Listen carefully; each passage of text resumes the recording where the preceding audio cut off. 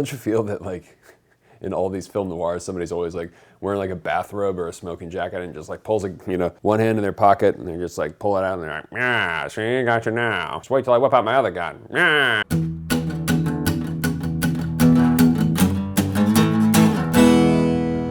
Better than food, man.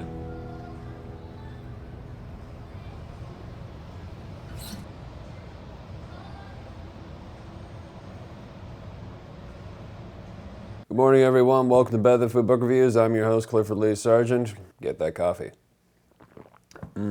Well, hope you're doing good. I'm just over here recovering from the plague, the big corona, the beer flu, whatever you want to call it. Flattening the curve, as it were. As you can see, my voice is not entirely back.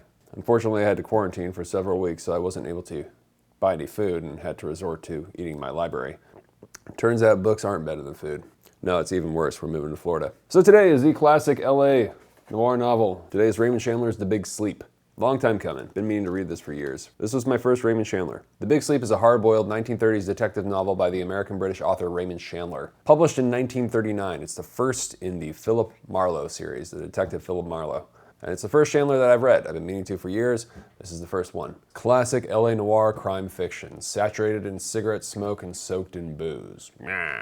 Don't you feel that, like, in all these film noirs, somebody's always like wearing like a bathrobe or a smoking jacket and just like pulls a, they've got like one hand in their pocket and they just like pull it out and they're like, yeah, see, got you now. Just wait till I whip out my other gun. Yeah. Love this shit. Everybody is constantly smoking and drinking in the novel, sometimes leading them to an early death. Very early. Always check your drinks for cyanide, kids.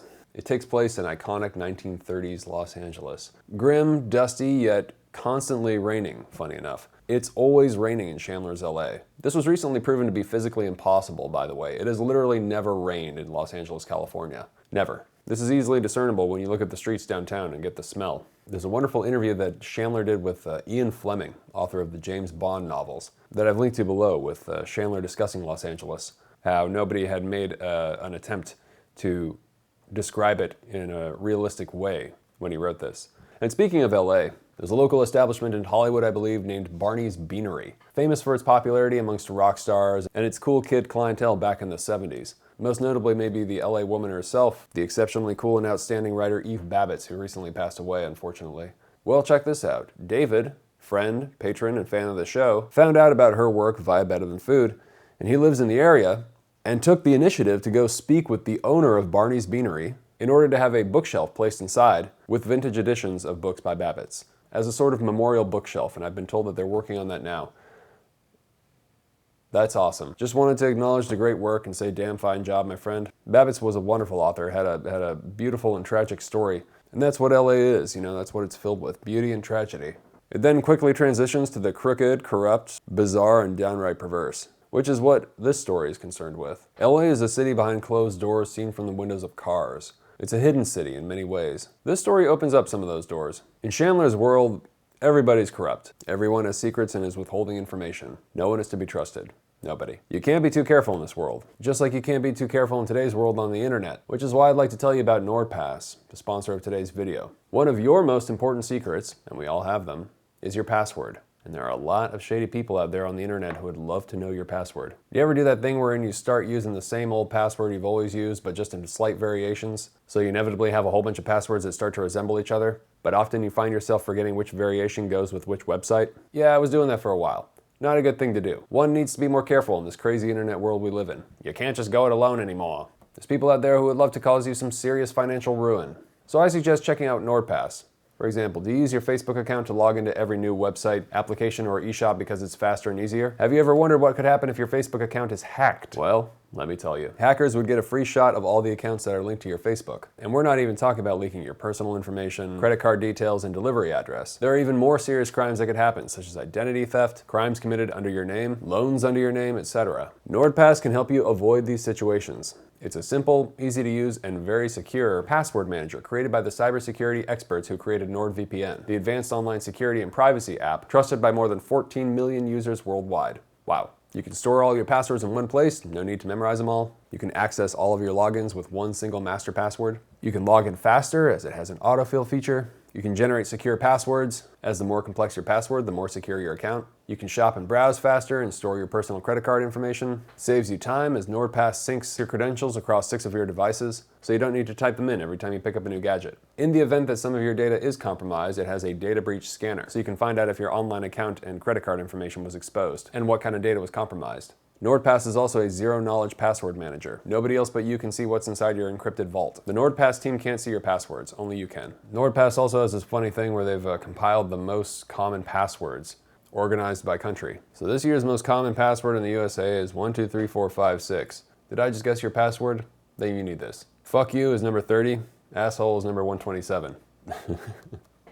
Damn, I've been found out. No, just kidding. So make sure you're taken care of. Don't get caught with your password pants down. Get an exclusive NordPass deal, plus 1 additional month for free here at nordpass.com/betterthanfood, or by using the code betterthanfood at the checkout. The link is below. Stay safe out there, and thanks a bunch.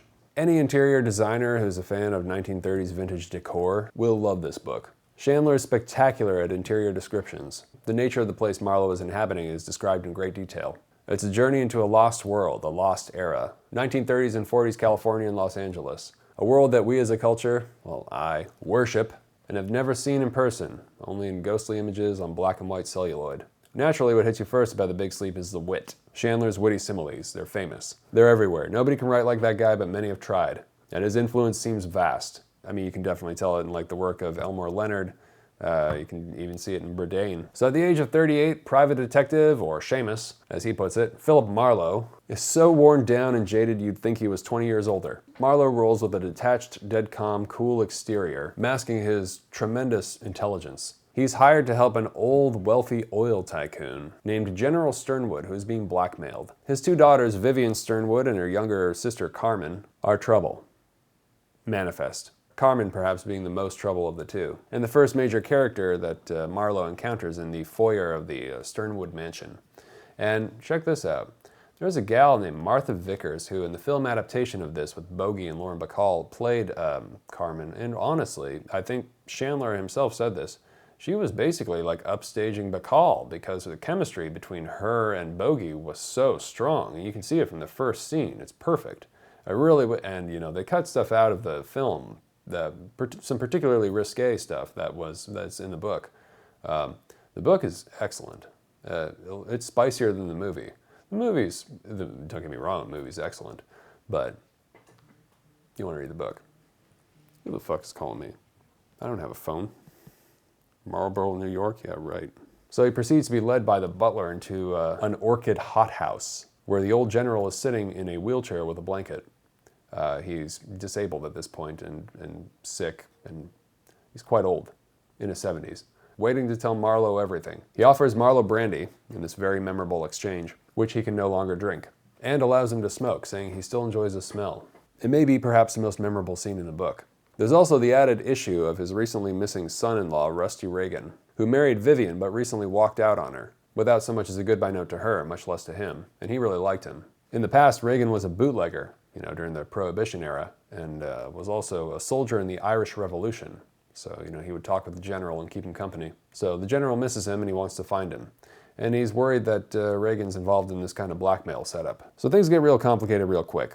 Somebody's murdered, shock and awe. Carmen witnesses it, although she's high on ether or laudanum or something like that. And Marlowe gets acquainted, this is all in like the span of 1 week in October. And Marlowe gets acquainted with a whole mess of bad characters and all kinds of rackets, including blackmail, gambling, and pornography. Yeah, it was pretty much illegal back then, to the best of my knowledge. You know the drill. It's a pretty straight-shooting detective novel, But with Chandler at the wheel, it's a hell of a ride. So Raymond Chandler was an American-British author who actually worked for a period of time as the executive of an oil company. But then during the Great Depression, he lost his job. So he turned to crime writing. There's a lot of money in that racket. And he didn't exactly lose his job because of the Depression, it sounds like. It seems like it was that, plus his drinking and his relationships with the various female employees, even though he was married, and Chandler humanizes his characters and all their bad behavior because I think a lot of it's coming from experience, which just makes for better writing. When Chandler's characters die, good or bad, you feel it. He makes it hurt,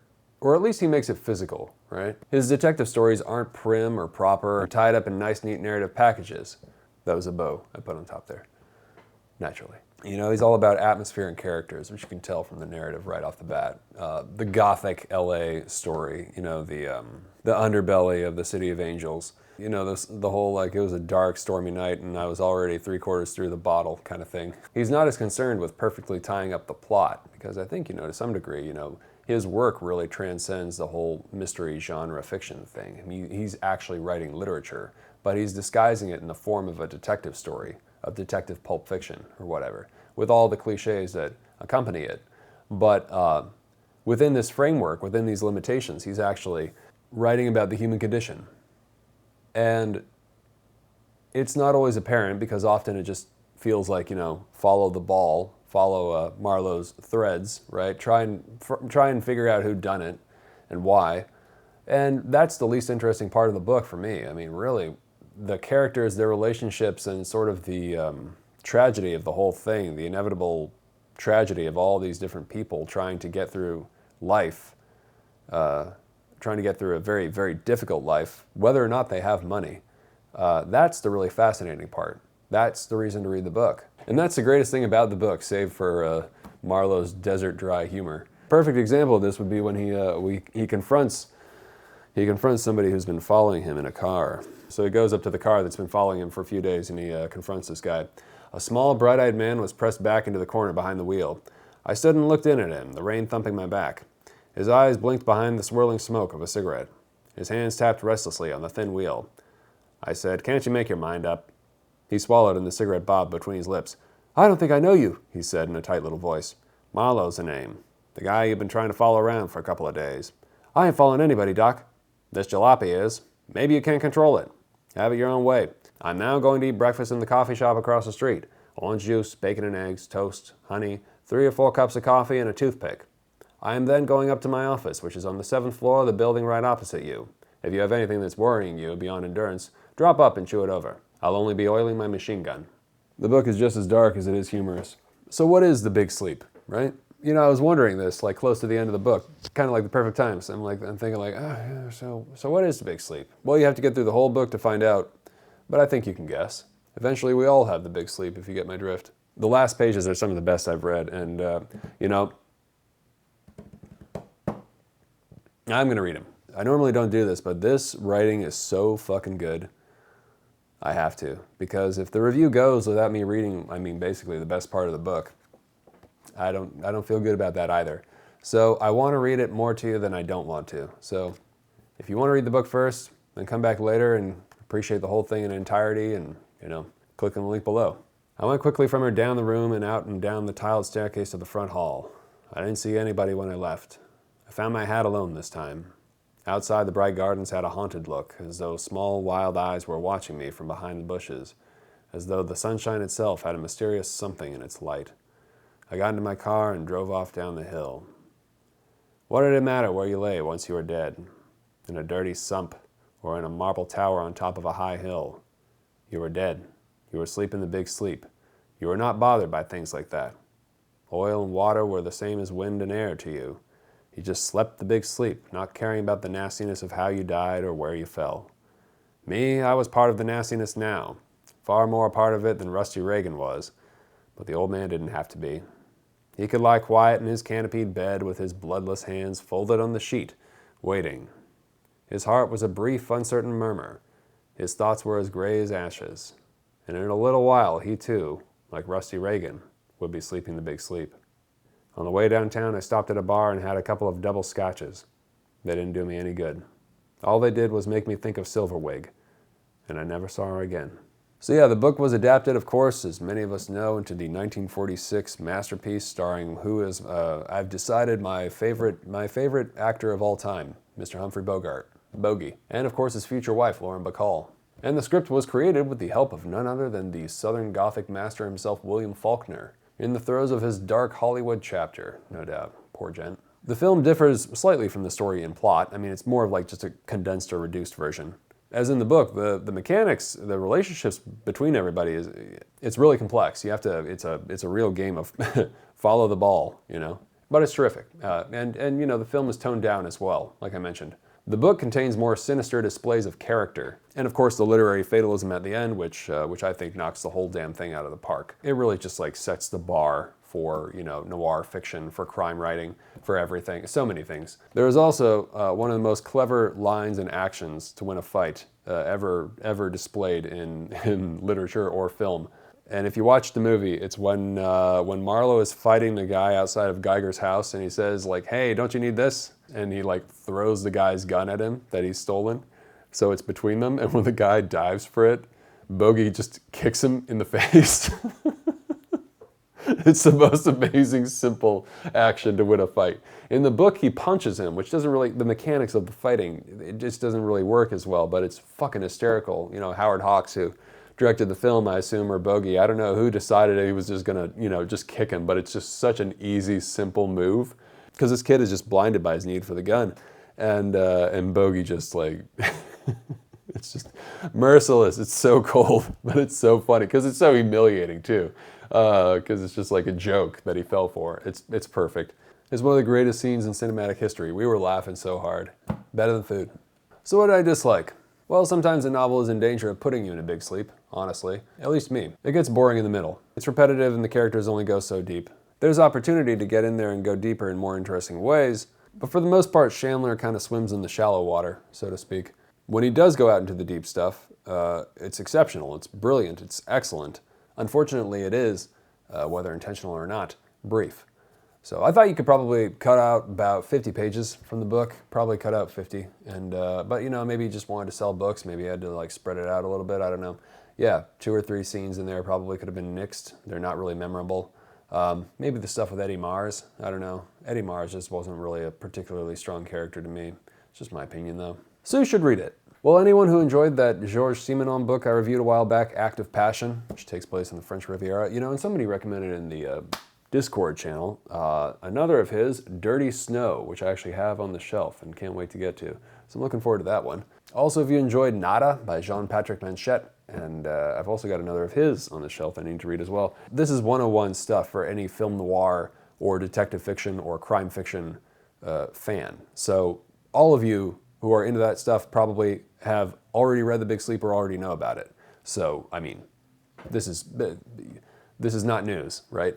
For any of you who are interested in getting into crime or detective fiction or kind of like dipping your toe into the sinister underworld of Los Angeles in the 30s, then look no further. This would be a great place to start. So, Chandler doesn't go quite as deep as Simenon, except the ending saves the whole damn book in my opinion, whatever weaknesses it had. It's just a kind of perfect wrap-up, displaying one detective's early disillusionment with life and relationships and human nature. I loved it.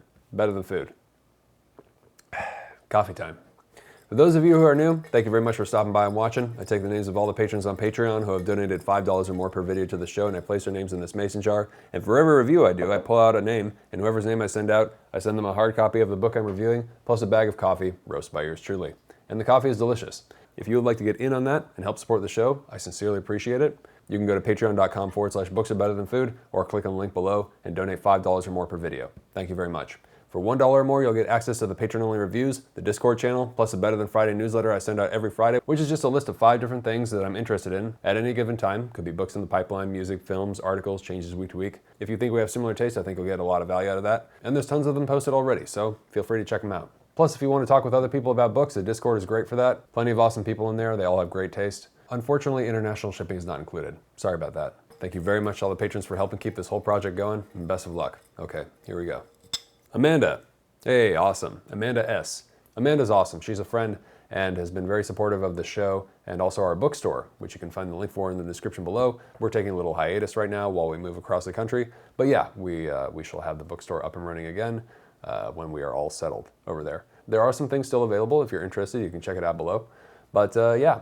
Thank you so much, Amanda. I think this is totally up your alley, and I hope you love it, and the coffee as well. Thank you so much. Well, that's all I've got for you today. Please subscribe if you have not already, and hit the thumbs up if you enjoy this, and always remember, bring a book wherever you go. All right, take care of yourselves, have a great night, and talk to you soon. Ciao.